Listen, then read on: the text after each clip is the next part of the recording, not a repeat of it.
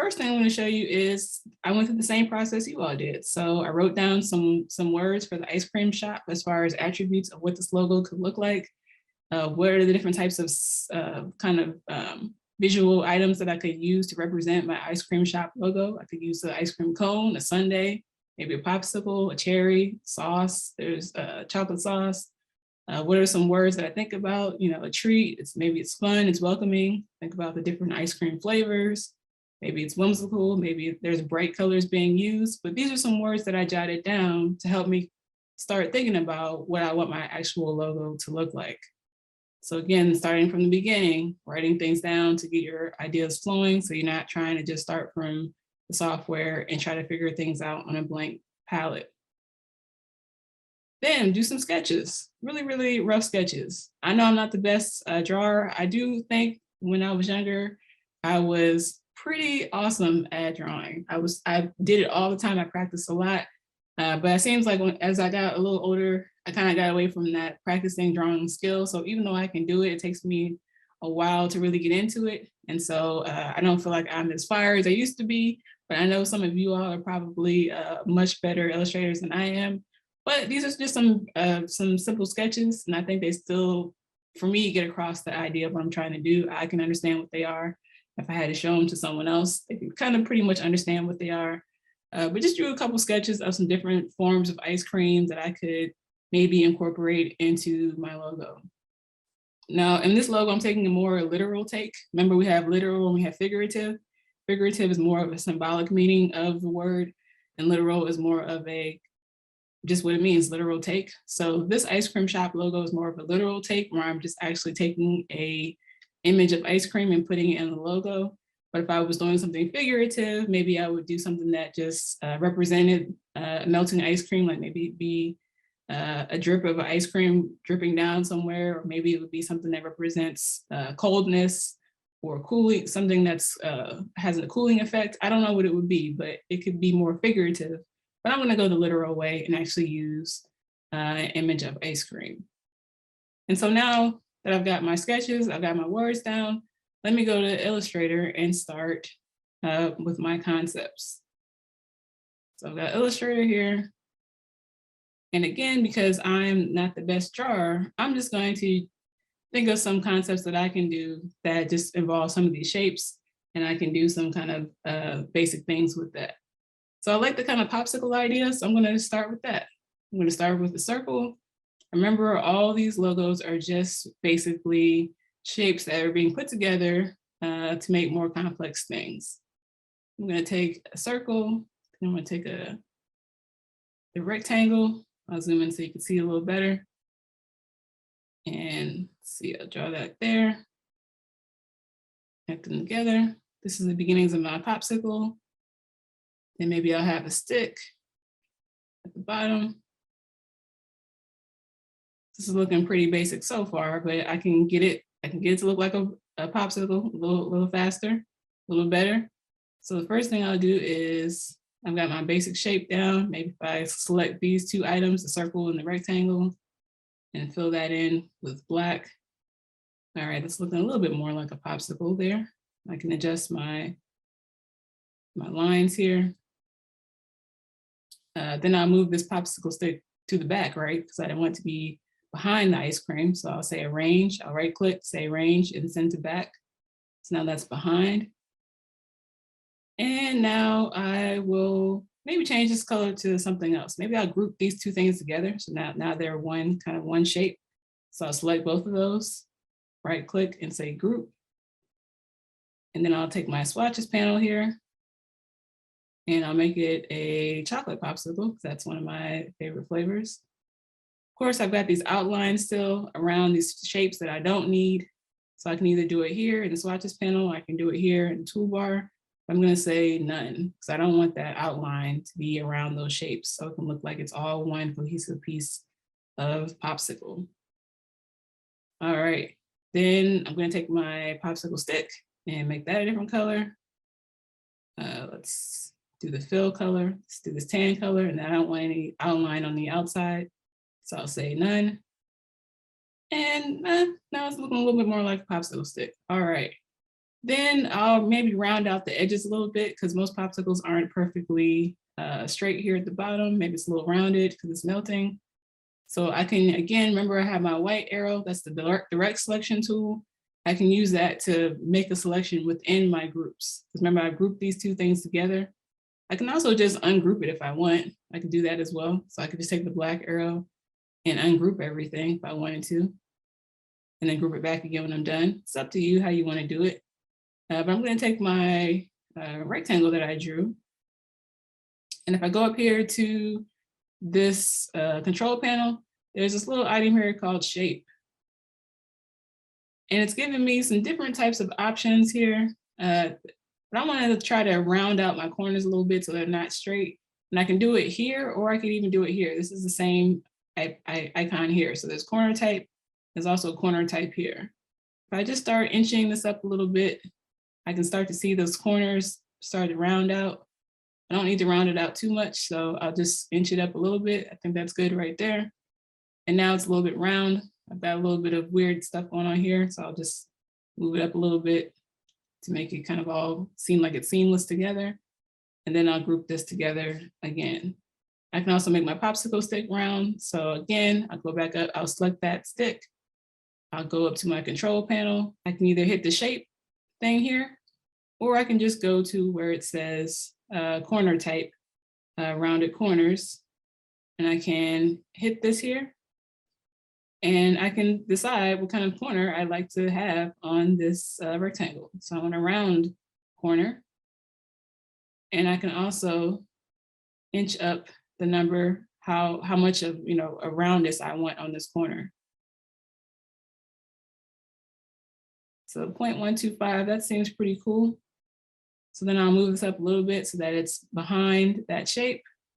Now I've got more of a popsicle looking type of shape. So I'll actually select all this. I'm going to group it together. So I can do Command G, or I can do right click and say group. Now I've got one kind of simple popsicle here. Now, if I want to make it a little bit more realistic, I can do some small things to it to maybe make it stand out a little bit more. Maybe I'll add some little kind of highlights to the popsicle. So I'll take my paintbrush tool. I'll take the color white for the stroke. And maybe I'll zoom in and do a little kind of highlight here. And a little one here. Again, drawing with the paintbrush isn't my strong suit, so maybe I'll undo and try it again. But this is what you have to do. You kind of have to try it out, see if you like it. If you don't, then just undo. All right, so I got my little kind of strokes there, my popsicle, and I'm gonna group all that together. So this is one type of ice cream that I can do. But maybe I'm thinking like, maybe I should try a different type of ice cream. Maybe I have a different idea. I don't know. This is part of the design process. Not getting too stuck on one idea, but maybe just exploring to see if there's something else I might like.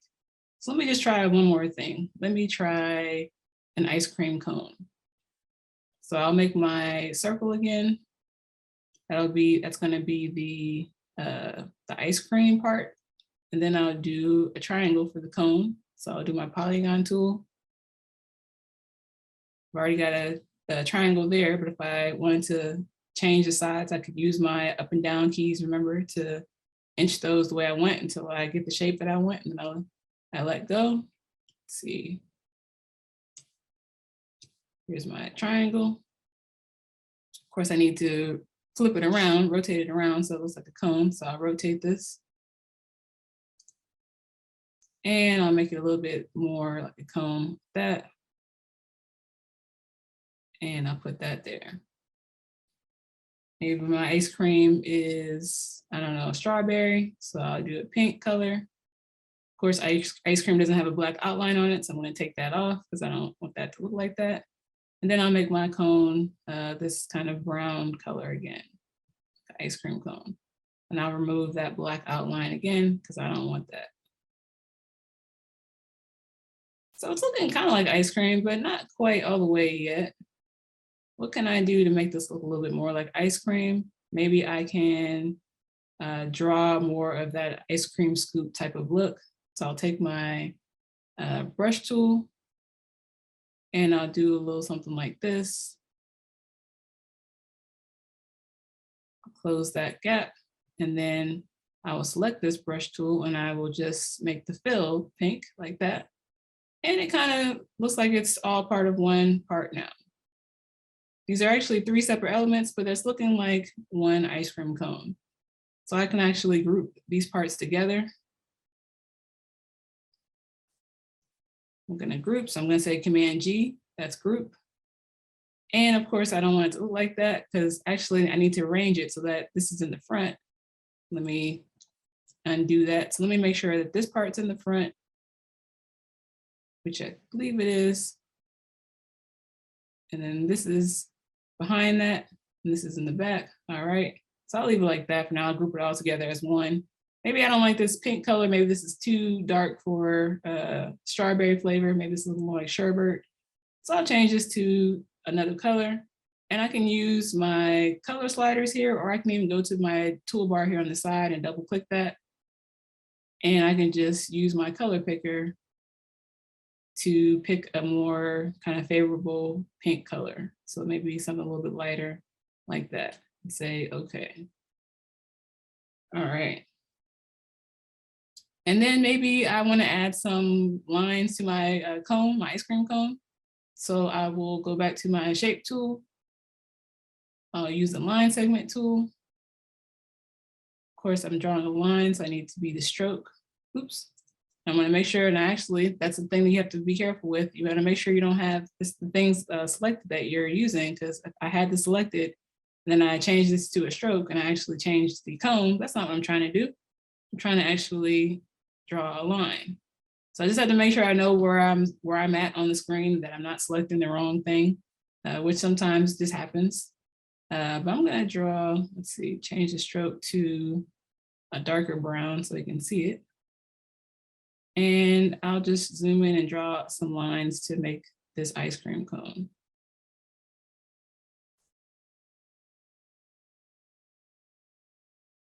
And of course, this won't be perfect, but I'm just kind of freestyling it.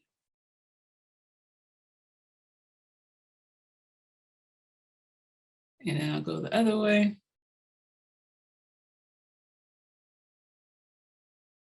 And draw this. And a couple more lines at the bottom. All right. Now, of course, things aren't really ordered correctly. And I think maybe I want my lines to be a little bit thicker than this, just to show more depth of the ice cream cone. So I'm going to select across all this here. Make sure I get all those lines in there. And sometimes when I select too many things, more things than I want to select, but this no problem. I can just hold down my shift key and I can click on the things I don't want, and it will deselect the things I don't want. So I don't want that ice cream part. I don't actually want this cone in the background. I just want those lines that I drew. And that's where I am now. I know that I've only selected the lines because they're those dark brown colors. And I see that in my color palette here, that the dark brown is showing up. So I know that I've only selected the lines. And maybe I just want to bump up the stroke a little bit, make it a little bit thicker.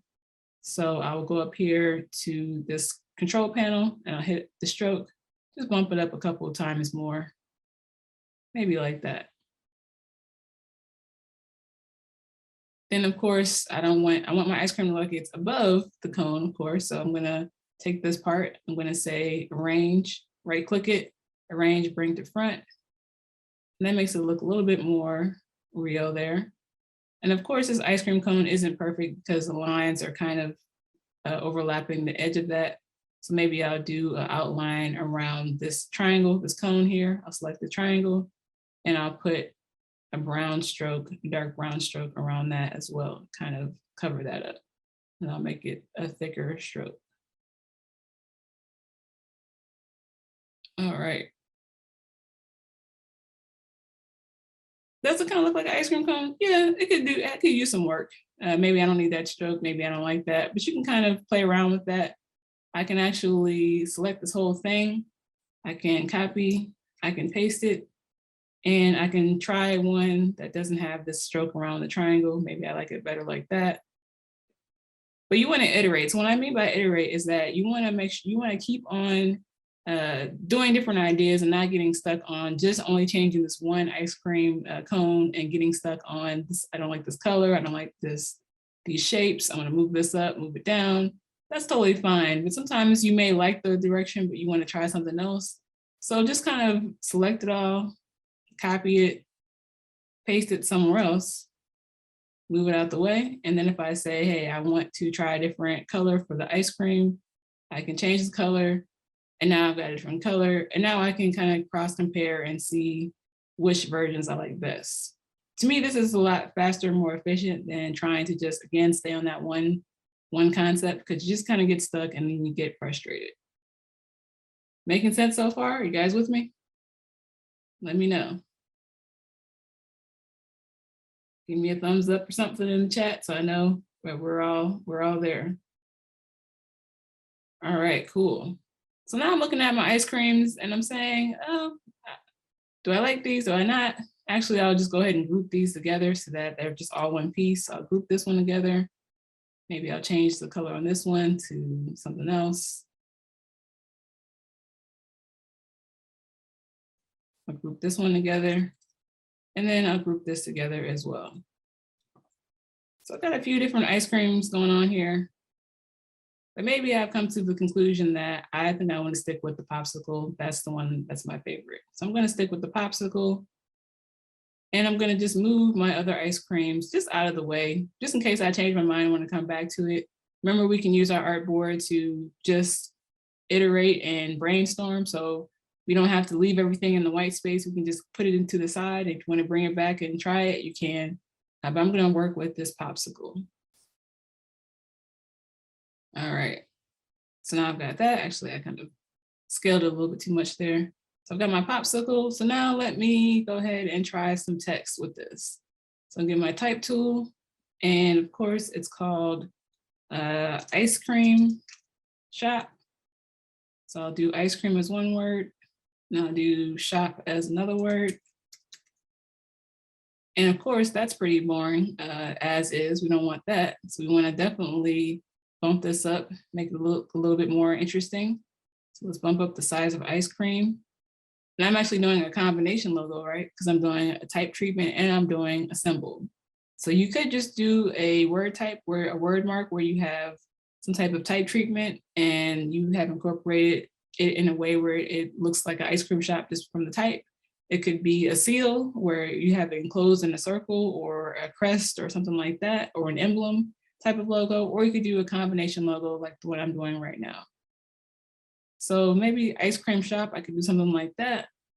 But of course, this is still pretty boring because the fonts really don't express ice cream like the way I probably want it to. So I will change the font to something else. I'm also thinking about hierarchy. So of course, I want ice cream. For me, I want it to stand out. So ice cream is going to be bigger than shop. So I'm going to do that.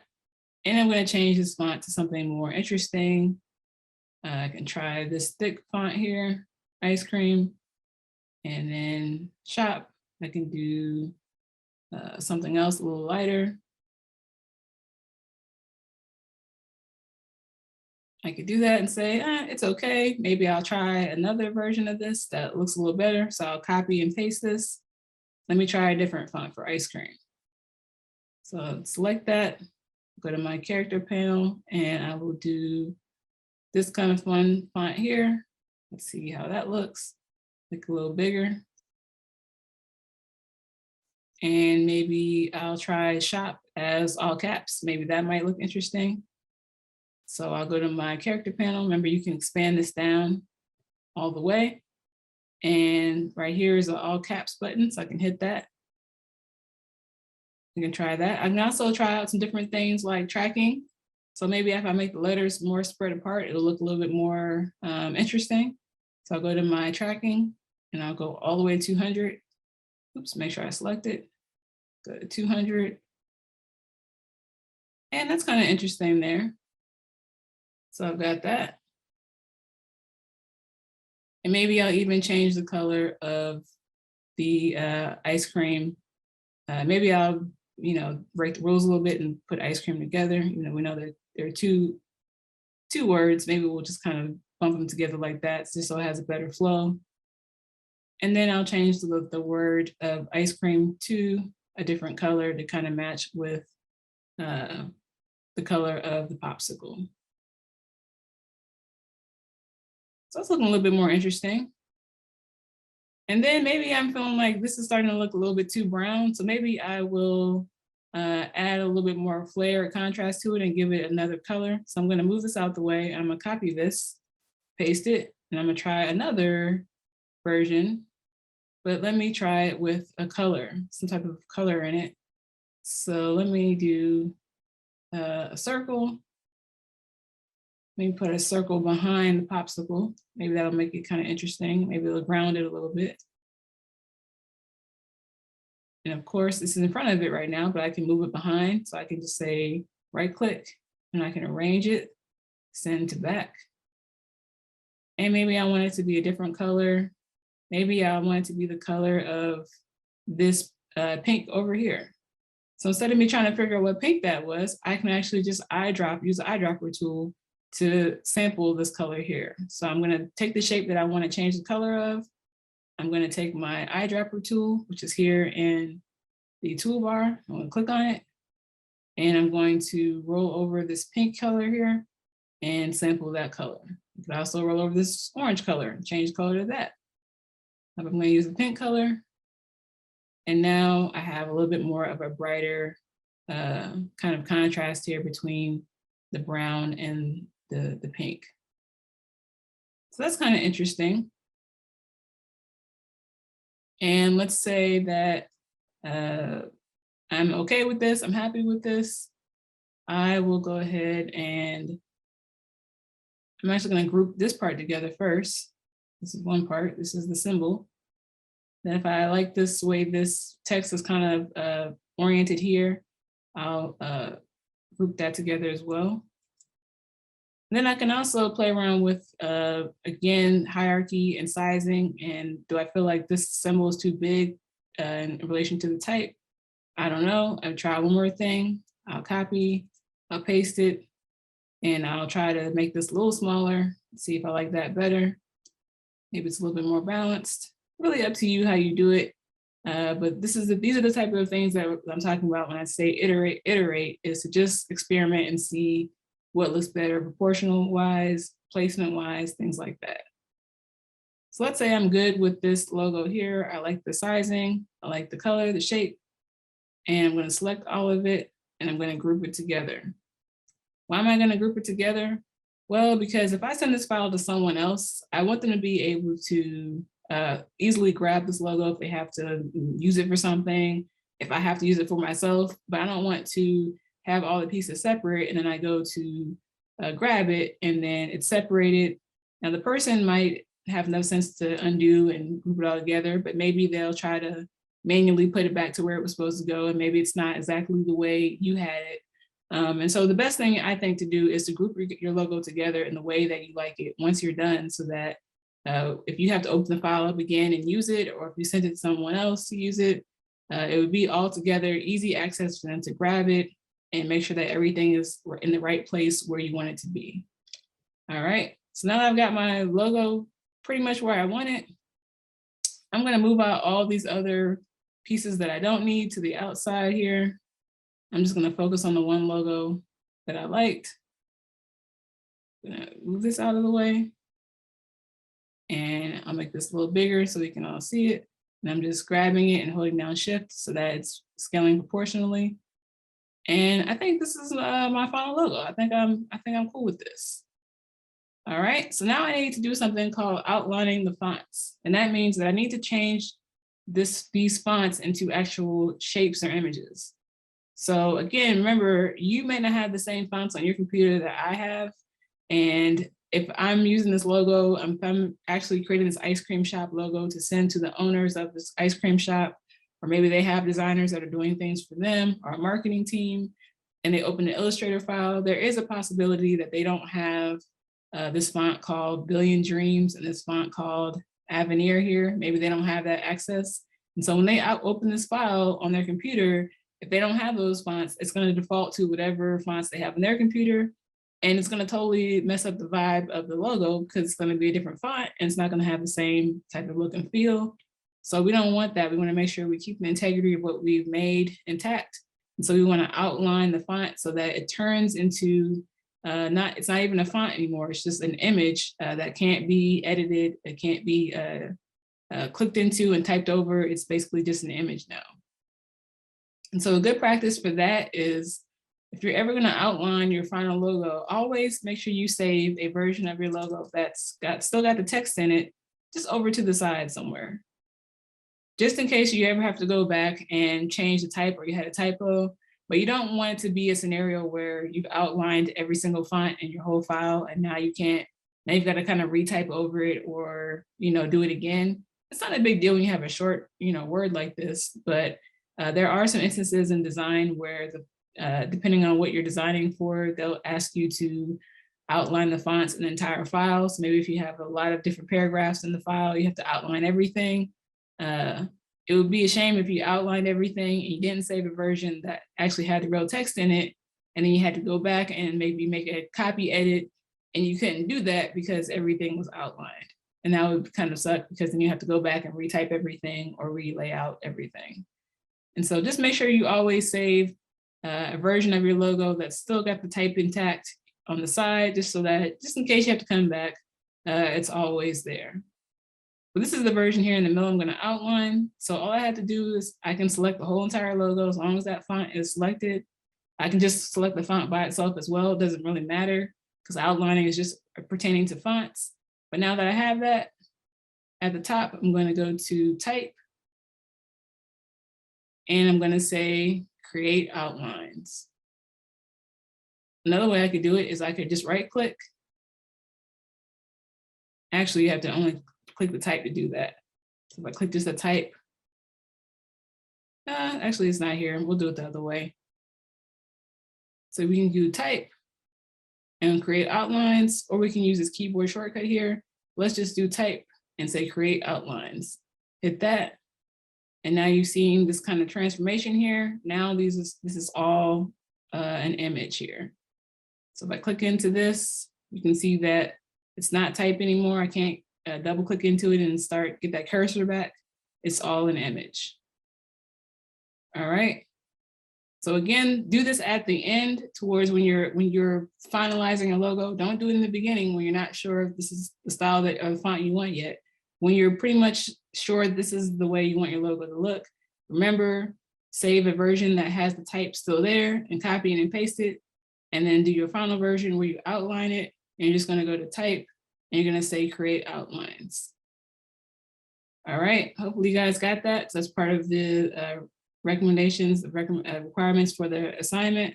So just remember to outline your fonts when you're at the end of your logo, when you're ready to finalize. So now I've got my logo here. And now I'm going to save it out as an EPS file, which is a vector file. And I'm going to save it out as a PNG file, which is an image format.